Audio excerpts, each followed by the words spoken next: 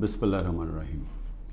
इय्याक नअबुदु व इय्याक नस्तईन। मेरे पाकिस्तानियों, आजकल एक पूरी मीडिया के अंदर चला हुआ है कि जी शाह महमूद कुरैशी मुझे मिलने आए और वो कोई प्रपोज़ल लेके आए हैं -1 की, कि इमरान खान अलहदा हो जाए थोड़ी देर के लिए और पार्टी आगे बढ़ जाए। तो मैं आप सबके लिए पहले तो शाह महमूद कोई इस तरह की प्रपोज़ल नहीं लेके आए। और बातचीत हुई कि उनका जेल में टाइम गुजरा, किससे से मिले, हमारे कई लोग थे जो उनसे मिलने आए, तो वो सब की बातचीत हुई और फिर आगे हमने करना क्या। लेकिन मैं आप सबको ज़रा समझाना चाहता हूँ कि दो तरह की पॉलिटिक्स है। ये आपने बड़ा ज़रूरी समझना है, क्योंकि एक पॉलिटिक्स में ये -1 चलता है। वो कौन सी पॉलिटिक्स है? उसको पावर पॉलिटिक्स कहते हैं। वो पॉलिटिक्स होती है इक़्तिदार की पॉलिटिक्स। वो पॉलिटिक्स है कि अगर इमरान खान प्राइम मिनिस्टर बनना चाहे, अच्छा जी अभी इस्टेब्लिशमेंट मेरे से नाराज़ है, चलो मैं थोड़ा पीछे हो जाता हूँ, पार्टी को आगे कर देता हूँ, कोई डील कर लेता हूँ, कुछ समझौता कर लेता हूँ और उसके बाद फिर आगे जाके देखेंगे कि अभी किसी और के हवाले कर दूँ तो वो उसके बाद फिर मेरी बारी आ जाएगी। इसको पावर पॉलिटिक्स कहते हैं। दूसरी पॉलिटिक्स है जो मैं पॉलिटिक्स कर रहा हूँ 27 साल से। वो पॉलिटिक्स है जो कायदे आज़म की पॉलिटिक्स थी। वो पॉलिटिक्स वो है जो कि मिशन की पॉलिटिक्स है, कोई वो ज़ात की पॉलिटिक्स नहीं है। वो पॉलिटिक्स वो है जो हम सारे मुसलमान इंस्पायर होते हैं हमारी नबी सल्लल्लाहु अलैहि वसल्लम से, कि उन्होंने भी एक मदीना की रियासत संभाली थी, उन्होंने भी मुश्किल वक्त गुजारा था और उसके बाद उन्होंने दुनिया की तारीख का सबसे बड़ा इनकलाब लेके आए थे। और हम तो कभी उनके अपना कार्य सोच नहीं सकते कि उनके जूतों की मिट्टी के करीब भी हों, लेकिन कुरान में हमें हुक्म है कि उनकी ज़िंदगी से सीखो, उनकी सुन्नत से सीखो। वो पॉलिटिक्स बड़े मकसद की है, वो अपनी ज़ात से हट के है कि मेरे नबी सल्लल्लाहु अलैहि वसल्लम जब सारा अरब उनके नीचे आ गया था तो उन्होंने अपना रहन सहन नहीं बदला, वो जिधर थे उधर ही रहे। मकसद बड़ा था, तो हम तो उनसे इंस्पायर हुए हैं। मैं तो ना पॉलिटिक्स में आता ही ना कभी। तो मैंने जो इंसाफ की तहरीक शुरू की थी, ये मदीना, और कहा था कि इस्लामी फलाही रियासत हमारा मकसद है। हम मदीना की रियासत से इंस्पायर हुए थे, हम उनकी सुन्नत से इंस्पायर हुए थे कि जो वो इनकलाब लेके आए थे। और वो जो इंसाफ है, ये बार बार प्लीज़ मेरी बात सुन लें, इंसाफ, सारे अल्लाह के पैगंबर इस दुनिया में इंसाफ की बात करने आए थे। इंसाफ क्यों इतनी अहमियत रखता है? क्योंकि इंसानों को इंसाफ आज़ाद करता है। फ़िरौन क्यों कुरान में बुरा समझा जाता है? इंसानों को ग़ुलाम बनाया था उसने जुल्म करके। क्यों नबी सल्लल्लाहु अलैहि वसल्लम दुनिया का इनकलाब लेके और छोटे से इंसानों को बड़े इंसान बना दिया? क्योंकि इंसाफ से आज़ाद कर दिया। ला इलाहा इल्लल्लाह ने लोगों को आज़ाद कर दिया। तो जो मेरी तहरीक थी इंसाफ की, वो असल में आज़ादी की तहरीक थी, क्योंकि इंसाफ आएगा तो लोग आज़ाद होंगे। और जो मेरा सारा तजर्बा था दुनिया का, जो मगरब को मैंने देखा, तो वहाँ क्यों लोग जाते हैं नौकरियों के लिए? क्यों वहाँ खुशहाली है? क्योंकि लोग आज़ाद हैं। लोग आज़ाद क्यों हैं? क्योंकि वहाँ इंसाफ है, रूल ऑफ लॉ है, हकूक़ की उनका इंसाफ का निज़ाम मेरे हकूक़ की हिफाजत करता है। वहाँ ये हरकतें नहीं हो सकती जो पाकिस्तान में होती रही हैं। और मैं ये भी कहता हूँ कि मेरे अपने लोगों को, मैं अपनी टीम को बताता हूँ कि अब आपको पता चला जो हमारे पर जब जुल्म हुआ कि कैसे पाकिस्तान का कमज़ोर तबका, मज़दूर, हारी, किसान, जो कमज़ोर तबका है, गरीब, वो छाबड़ी वाला, छोटे दुकानदार, छोटे सनतकार, ये हर वक्त उनको इसका जुल्म का सामना करना पड़ता है। जब वो ताकतवर के सामने आते हैं, उनके पास कोई उनकी हिफाजत करने के लिए नहीं, उनके तहफ़्फ़ुज़ करने के लिए नहीं, उनके फंडामेंटल राइट्स को कोई किसी किस्म का तहफ़्फ़ुज़ नहीं। और इसलिए थाना कचहरी पटवारी की पॉलिटिक्स है, क्योंकि जो उनका राइट है थाना कचहरी पटवारी, वही उनको ادھر ظلم ہوتا ہے ان کے اوپر، ان کی زمینوں پہ قبضہ ہوتا ہے، قبضہ گروپ ہے یہاں، کیونکہ انصاف نہیں ہے. تو یہ میری ساری موومنٹ شروع ہوئی تھی تب 27 سال پہلے. یہ میری موومنٹ تب تک رہے گی جب تک میں زندہ ہوں، جب تک ہم اس ملک میں حقیقی آزادی، انصاف لے کے حقیقی آزادی نہیں لے کے آتے. اب یہ جب مجھے یہ کہتی ہیں چیزیں کہ جی وہ -1 کیسے ہوگا؟ جو آدمی ایک تحریک پہ 27 سال سے لگا ہوا ہے، ایک ملک کے اندر ایک جدوجہد کر رہا ہے، تو وہ کیا وہ ڈیلز کرے گا؟ کیا اس کو کیا چیز اس کو خریدے گی؟ بتائیں میرے ضمیر کی کیا قیمت ہے؟ کیا پرائم منسٹرشپ قیمت ہے کہ اگر آپ یہ کر دیں تو آپ کو پرائم منسٹر میں تو پرائم منسٹر بن چکا ہوں. اور میں نے جب پرائم منسٹر بنا میں نے ایک بات کہی کہ اگر پھر وہ مجھے 2018 کا موقع ملتا میں سیدھی الیکشن پھر سے کرواتا، کیونکہ جو میں انصاف لانا چاہتا ہوں اور طاقتور کو قانون کے نیچے لانا چاہتا ہوں وہ آئی تب سکتا ہے جب آپ کے پاس طاقت ہو. تو جب ایک کمزور ایک کولیشن گورنمنٹ، وہ اس میں کیسے طاقت ہوگی کہ اس ملک میں انصاف قائم کرے؟ تو میں نے اس لیے بار بار میں نے کہا، میرے سے جب لوگوں نے پوچھا کہ آپ نے کیا غلطی کی، میں نے کہا میں نے غلطی یہ کی کہ مجھے شروع میں الیکشن کروا دینے چاہیے تھے، اور کمزور گورنمنٹ سے میں وہ اصلاحات جو لانا چاہتا تھا وہ نہیں لا سکتا تھا. تو اب میں آپ کو بتاؤں کہ جس طرح کی حرکتیں ہو رہی ہیں میرے لوگوں کے اوپر، میں اس لیے یہ آپ کے سامنے رکھنا چاہتا ہوں کہ آزاد معاشروں کے اندر یہ نہیں ہو سکتا. یہ صرف غلاموں کو ہوتا ہے. یہ صرف فرعون ایسی حرکتیں کرتا تھا لوگوں کے اوپر دہشت پھیلانے کے لیے، جو آج ہمارے پہ ہو رہا ہے. اور میں سارے پاکستانیوں کو کہنا چاہتا ہوں جو اس وقت یہ پی ڈی ایم والے بھی بیٹھے ہوئے ہیں، یہ جو آپ تماشا دیکھ رہے ہیں، یہ یاد رکھیں کہ یہ آج ہمارے پہ ظلم ہو رہا ہے، یہ ظلم آپ کے اوپر بھی ہوگا جب ایک ملک کے سارے انصاف کے اداروں کو، جب ان کو استعمال کیا جاتا ہے، حکومتی اداروں کو استعمال کیا جاتا ہے ایک پارٹی کو ختم کرنے کے لیے اور ان کے لوگوں کے اوپر دہشت پھیلانے کے لیے. تو یہ سسٹم پھر جاتا نہیں ہے، کوئی بھی سنبھال کے یہ سسٹم سب اگر آج ہمارے حقوق نہیں، اگر ہمارے فنڈامنٹل رائٹس نہیں ہیں تو یہ اب کل آپ کے بھی نہیں ہوں گے. فنڈامنٹل رائٹس تو ایک قوم کے حفاظت ہوتے ہیں نا، ان کو ہیومن رائٹس کہتے ہیں. یہ ہیومن رائٹس سارے ملک کے ہوتے ہیں. یہ نہیں ہوتا کہ ایک طبقے کے آپ ہیومن رائٹس لے لیں اور وہ طبقہ کیا ہے؟ ملک کی سب سے بڑی جماعت جس کا سب سے بڑا ووٹ بینک ہے. اگر آپ اس کے ہیومن رائٹس آج وائلیٹ کر رہے ہیں تو اس کا مطلب ہیومن رائٹس نہیں ہے، کیونکہ ہیومن رائٹس کو تو ایک ملک کی عدلیہ اس کی حفاظت کرتی ہے. تو ہماری عدلیہ کے تو کچھ سنتا ہی نہیں ہے. ہماری عدلیہ نے تو سپریم کورٹ کہتا ہے الیکشنز ہوں گی 14 مئی کو آئین کے مطابق، گورنمنٹ پرواہی نہیں کرتی.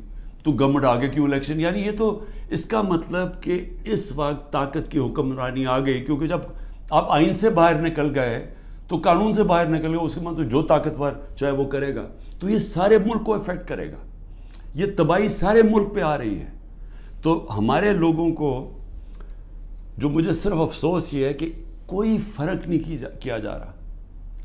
جو تحریک انصاف کا ہے اور جو وہ کھڑا ہو کے کہنے کے لیے تیار نہیں ہے لیڈرشپ میں سے کہ میں پارٹی چھوڑ رہا ہوں، اس کے اوپر ہر قسم کا ظلم ہو رہا ہے. ان کی بزنسز بند کر رہے ہیں، ان کے فیملیز تک پہنچ گئے ہیں، ان کے بچوں تک پہنچ گئے ہیں. ہر قسم کی بلیک میل، رات کو گھس جاتے ہیں گھروں میں، گھر تباہ کر کے رکھ دیتے ہیں، لوٹ لیتے ہیں گھروں کو ڈاکہ مارا جاتا ہے، جو ملتا ہے اس کو پکڑ کے لے جاتے ہیں. اگر وہ سارے تو چھپے ہوئے ہیں، ان کے رشتہ داروں کو پکڑ کے لے جاتے ہیں. یہ تو بدترین دنیا کی ڈکٹیٹرشپس میں، یعنی وہ نظام جن کی دنیا مثال دیتی ہے، ہٹلر کا جرمنی، سٹالن کا رشیا، سوویت یونین، یہ ان خوفناک ظلم کے نظاموں میں اس طرح کی چیزیں ہوتی تھی جو آج ہمارے اوپر ہو رہی ہیں. میرے پاس عالیہ حمزہ کی بیٹیاں ہیں، میں نے کل ان کو ملا، 3 بیٹیوں کو. 1 مہینے سے اس کو بند کیا ہوا عالیہ حمزہ. کیا اس کا قصور ہے؟ اس کا والد وہ میرے پاس آئے، انہوں نے بتایا کیسے گھر میں گھس کے انہوں نے ساری چیزیں توڑ دی، ان کی ٹی وی توڑ دیے، 2 آدمی انہوں نے لاٹھیاں پکڑی ہوئی تھی، جو چیز آئے توڑ کے چلے گئے، جو چیز 2-3 اچھی چیزیں پسند آئیں اٹھا کے لے گئے. تو یہ کون سے ملک میں ہوتا ہے؟ یہ غلام ملکوں میں لوگوں کو غلام بنانے کے لیے یہ ہو رہا ہے، یہ آزاد قوموں میں نہیں ہوتا۔ اور یہ جس طرف ہم اب جا رہے ہیں، یہ جو ظلم کر رہے ہیں، صرف اور صرف خوف پلا کے سمجھ رہے ہیں کہ یہ پارٹی ٹوٹ جائے گی، اور کئی لوگ چلے بھی گئے ہیں۔ لیکن کیا اب میرے سے پوچھیں کہ کیا مجھے اس سے کوئی فرق پڑ رہا ہے؟ 150 سے اوپر کیسز کر دیے، قتل کا کیس آخری کر دیا میرے اوپر، مجھے 19 بیلیں لیے میں نے ایک دن میں، یہ دنیا کا ریکارڈ ہے۔ اس کے بعد 4 گھنٹے نیب میں بیٹھا ہوں، 4 گھنٹے نیب نے میرے سے وہ جو سوال پوچھے، میں چیلنج کرتا ہوں کہ کسی عدالت کے اندر کبھی بھی یہ کیس کی کوئی اہمیت ہو جائے، کوئی کیس ہی نہیں ہے، کیبنٹ کا فیصلہ ہے، ساری کیبنٹ نے فیصلہ کیا۔ اب یہ دکھانا تھا کہ مجھے اس سے کوئی ذاتی فائدہ ہوا ہے۔ کیا القاعدہ جو پہلا بن چکی تھی، شروع ہو گئی تھی یونیورسٹی، کیا وہ ایک ٹرسٹ ہے؟ وہاں غریب گھرانوں کے بچوں کو مفت تعلیم مل رہی ہے سیرت نبی پہ اور یہ جو ٹیکنالوجی کے اوپر، وہ ٹرسٹ ہے۔ جس طرح شوکت خانم ہے، مجھے اس سے کیا فائدہ ہے؟ 1 روپیہ نہیں دکھا سکتے مجھے کیا فائدہ ہو، نہ ہی ہو، کسی ٹرسٹ سے کسی کو فائدہ نہیں ہو سکتا، ٹرسٹ ڈیڈ میں لکھا ہوا ہے۔ تو وہ کیسز بھی ہیں، قتل کا کیس بھی ہے، ہر روز کوئی نئے کیس آ جاتا ہے، عدالتوں کے میں چکر مار رہا ہوں، لیکن مجھے اس سے کوئی فرق نہیں پڑتا۔ میں ہر عدالت میں جاتا ہوں، ہر کیس میں جاتا ہوں، یہ بتانے کے لیے کہ میں قانون سے اوپر نہیں ہوں، جبکہ میرے اوپر یہ جان کے کیا جا رہا ہے، یہ مجھے خوف دلانے کے لیے کیا جا رہا ہے۔ میں یہ آج کہنا چاہتا ہوں کہ یا اس سے یہ سارے کیسز کریں، اور اس کیسز میں کیونکہ کسی عدالت میں کوئی سزا نہیں ہو سکتی، ملٹری کورٹس سیٹ اپ کیے ہیں، اپروور ڈھونڈے جا رہے ہیں جو کہ جی عمران خان نے ہمیں کہا تھا کہ وہ کور کمانڈر کا گھر جلاؤ، یہ کہیں گے، ان میں سے کوئی اپروور آ جائیں گے، مجھے ملٹری کورٹ میں لے جائیں گے، سزا ہو جائے گی، مجھے کوئی فرق نہیں پڑے گا۔ جو آدمی ایک مشن، جو 22 سال سٹرگل کر کے، جس کے پاس سب کچھ تھا، کوئی ضرورت نہیں تھی 22 سال سٹرگل کرنے کی، اگر وہ آج 27 سال کے بعد اگر کسی کا خیال ہے کہ میں جیل سے ڈر جاؤں گا، یا جو بھی یہ جو 2.5 قاتلانے دو میرے اوپر حملے ہو چکے ہیں قتل کرنے کے لیے، ایک مجھے وقت پہ پتہ چل گیا تو میں نے ٹی وی پہ بتا دیا کہ کیا کرنے جا رہے تھے، تو اس سے کیا فرق پڑے گا؟ جو قاتلانہ حملے سے نہیں ڈرتا تو وہ کس سے اور ڈرے گا؟ لیکن اس سے بھی زیادہ گھٹیا پان میری بہنوں تک پہنچ گئے ہیں، میری بیوی کے اوپر کیس، ٹرسٹی ہو کے اس کا وارنٹ کا، ایک ٹرسٹی کو 1 پیسہ نہیں مل سکتا، کیونکہ وہ سیرت نبی میں بہت ان کی سٹڈی ہے، وہ انٹرسٹڈ تھی القادر یونیورسٹی، وہ ٹرسٹی ہے، اس کے اوپر وارنٹ نکال دیا۔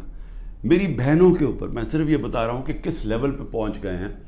ایک بہن کا بیٹے کے اوپر وارنٹ نکالا ہے، اس کا خنسامہ اٹھا کے لے گئے، وہ بیٹا نہیں تھا، خنسامہ جب واپس آیا وہ آئی سی یو میں 2 ہفتے سے پڑا ہوا ہے، آئی سی یو کے اندر خنسامہ، اسے پتہ ہے کیا کیا وہاں جیل کے اندر۔ ایک بہن اس کی بہو کے پاس پہنچ گئے کہ جی آپ کوئی جیو فینسنگ میں آپ کہیں تھی، اس کے پاس پہنچ گئے۔ ایک بہن اس کی زمین اس کے اوپر اینٹی کرپشن پہنچ گئی ہے۔ میں نے اپنی بہنوں کو ویسے کہا، میں نے کہا دیکھو ملک سے باہر چلے جاؤ، وہ تینوں کھڑی ہیں، نہیں ہم فیس کریں گے، ہم نہیں جاتے۔ مجھے کئی دفعہ جی عمران خان آپ ملک سے باہر، میں کیوں ملک سے باہر جاؤں گا؟ یعنی میں نے اگر کوئی کرپشن کی ہوتی تو میں بھی شاید جس طرح یہ بھاگ جاتے ہیں، جب ان کے اوپر اقتدار سے نکلتے ہیں سب باہر بھاگ جاتے ہیں، کیونکہ ان کے کیسز ہوتے ہیں، باہر بھاگتے ہیں، کیسز رک جاتے ہیں۔ میں سارے کیسز فیس کروں گا کیونکہ میں نے کوئی غلط کام نہیں کیا، مجھے پتہ ہے اللہ الحق ہے۔ یہ خود ہی جب یہ جو کوئٹہ کا مرڈر کیس کیا، یہ خود ہی ذلیل ہو رہے ہیں، اس میں سب کو پتہ ہے، کوئٹہ کے اندر سب کو پتہ ہے کہ ان کی دشمنی تھی۔ میں پھر آگے آپ کو کہوں، اب آگے کیا راستہ ہے؟ ملک کا راستہ آگے کیا ہے؟ میں جو یہ ان سے بات کرتا ہوں کہ میرے سے بات چیت کرو، کوئی بات چیت نہیں کرتا۔ میں اپنی اسٹیبلشمنٹ آرمی چیف سے اسے کہتا ہوں کہ بات چیت کرو، وہ کوئی بات چیت کرنے کے لیے تیار نہیں ہے۔ میں اپنی ذات کے لیے آپ سے بات نہیں کرنا چاہتا، مجھے آپ کچھ نہیں دے سکتے، قوم میرے ساتھ کھڑی ہے، کیا کوئی دے سکتا ہے؟ میں کوئی چور دروازے تو آنا نہیں چاہتا. اگر قوم مجھے ووٹ دے گی میں تیار ہوں, لیکن اگر قوم ووٹ نہیں دے گی تو نہیں. اللہ نے تو سب کچھ, میں وہ اللہ نے کا شکر ادا کرتا ہوں ہر وقت کا جو اس نے مجھے دیا. لیکن میں بات کرنا چاہتا ہوں کہ ملک تباہی کی طرف جا رہا ہے. یہ جو بجٹ آیا ہے, اس بجٹ کے اندر ذرا آپ کو سمجھ آ جانا چاہیے کہ ہم اب کدھر ایک دلدل کے اندر دھستے جا رہے ہیں. آپ یہ سوچیں کہ فیڈرل گورنمنٹ جو سارا جب وہ پیسے دے دے گی صوبوں کو, جو 5,000 ارب روپیہ صوبوں کو جب جائے گا, تو فیڈرل گورنمنٹ کے پاس جو پیسہ بچے گا اس سے زیادہ جو ہمارا سود دینا ہے, ہم نے قرضوں کے اوپر سود دینا ہے, وہ سود اس سے زیادہ ہے. 7,300 ارب روپے کا سود دینا ہے. مشکل سے فیڈرل گورنمنٹ کے پاس بچ جائے گا 7,000 ارب سے بھی کم, تو سارا پھر ملک قرضوں پہ چلے گا. ہم نے 3.5 سال میں 18,000 ارب 18,400 ارب قرضہ لیا تھا. 18,400 ارب قرضہ 3.5 سالوں میں. انہوں نے تقریباً 15,000 ارب قرضہ 1 سال میں لے لیا. تو یہ قرضے چڑھائے جا رہے ہیں, انڈسٹری بند ہو رہی ہے. گروتھ ریٹ جو تھی جس سے دولت میں اضافہ ہوتا ہے وہ 6.1% سال پہلے تھی, آج وہ پہنچ گئی ہے 0.3 پہ. تو جو دولت ہے اس کے اندر تو کمی ہو رہی ہے, قرضے بڑھتے جا رہے ہیں. ڈالر کدھر سے آئیں گے؟ انہوں نے 25-30 ارب ڈالر 1 سال کے اندر دینے ہیں, وہ کدھر سے آئیں گے؟ تو میں آج اس لیے یہ سوال پوچھ رہا ہوں کہ کوئی تو روڈ میپ ہوگا نا. ابھی تو روڈ میپ یہ ہے کہ کسی نہ کسی طرح عمران خان کو ختم کرو, اور اگر P T I Imran Khan سے تو اس کو ختم کرو. تو ابھی تو یہ ون پوائنٹ ایجنڈا, ساری ایجنسیز, سب کچھ, سارے ملک کے ادارے وہ اسی پہ لگے ہوئے ہیں کام کرنے. لیکن میں سوال کچھ اور پوچھ رہا ہوں. میں یہ نہیں کہہ رہا کہ کریں, ہم کھڑے ہیں. اس میں سے ایک آپ یہ کرم کر رہے ہیں کہ میرے جو نظریاتی لوگ ہیں وہ نظر آنا شروع ہو گئے ہیں کہ وہ نظریاتی لوگ کون ہیں, اور وہ نظر آنا شروع ہو گئے کہ جو ہمارے ساتھ اور مقصد کے لیے آئے تھے, ان نظریے کے لیے نہیں آئے تھے. تو ایک تو آپ فائدہ کر رہے ہیں کیونکہ صرف نظریاتی پارٹی اب پاکستان کو اس دلدل سے نکال سکتی ہے. لیکن نکالے گی کیسے؟ میری آخر میں بات سن لیں, ایک ہی طرح ہم نکلیں گے. ہمیں کوئی اب باہر سے پیسے دینے کے لیے تیار نہیں ہے. ہمارے جو دوست ملک ہیں وہ بھی پیسے دینے کے لیے نہیں تیار. میرے لیے جو سب سے زیادہ شرمندگی ہوتی تھی کہ جب میں اپنے دوست ملکوں سے پیسے مانگنے گیا ملک کے لیے, کیونکہ دیوالیہ نکلا ہوا تھا ہمارا, تو اس وقت ملک ہمارے پاس تو سب سے بڑا بیرونی خسارہ چھوڑ کے گئے تھے یہ نون لیگ والے, یہ اسحاق ڈار. تو ان سے پیسہ مانگنا سب سے شرمندگی تھی. اب کیسے نکلنا ہے میں آپ کو بتاتا ہوں کیسے نکلنا ہے.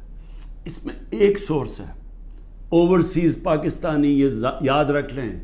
بیرون ملک پاکستانی آپ کو نکالیں گے ادھر سے, اور بیرون ملک پاکستانی کیسے نکالیں گے؟ میں نے پھر سے آپ کو کہتا ہوں کہ 16,000 پاکستانی امریکن ڈاکٹرز, ان کی نیٹ ورتھ 200 ارب ڈالر ہے. ہم آئی ایم ایف سے 6 ارب ڈالر کی پیچھے ان کے منتیں کر رہے ہیں کہ کسی طرح دے دیں ہمیں. 200 ارب ڈالر ان کی ہے, یہ صرف 16,000 ہے. 1 کروڑ باہر پاکستانی بیٹھا ہوا ہے. اگر ہم کسی طرح ان کی انویسٹمنٹ لیں, وہ یا سرمایہ کاری شروع کر دیں, بجائے دبئی میں کرنے میں اور دنیا میں اور ملکوں میں کر رہے ہیں, اگر وہ سرمایہ کاری شروع کر دیں, آپ یقین کریں یہ ملک اتنی تیزی سے اٹھ سکتا ہے, کیونکہ ڈالر اندر آنے شروع ہوں گے, نوکریاں ملیں, اور وہ آنا شروع ہو گیا تھا. ہمارے آخری دنوں میں پیسہ اوورسیز, روشن ڈیجیٹل اکاؤنٹ کیا تھا اوورسیز پاکستان, 1.5 سال کے اندر 5.5 ارب ڈالر پہنچ گیا تھا. اوورسیز پاکستانیوں نے انویسٹمنٹ پلانز بنا لیے تھے.